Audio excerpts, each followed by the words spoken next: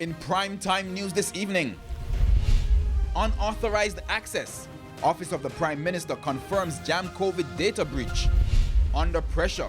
Health resources buckling under COVID numbers. Contact tracing severely impacted. And no scaling back. Private schools pushing forward with face-to-face classes despite COVID concerns.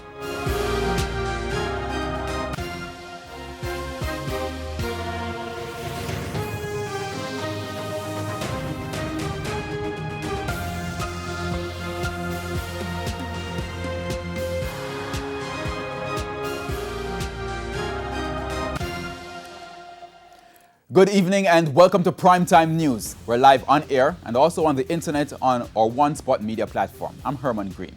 Also this evening, the top business stories of the day. There's sports commentary, e-prime and weather. And we also want your input by answering to our feedback question. This evening we're asking, what are your views on the Education Minister's announcement on limiting face-to-face classes in public schools to students sitting exams? Share your comments online, facebook.com/Television Jamaica, or you can tweet at Television Jam. Please stay with us. Primetime News returns right after this break. News headlines brought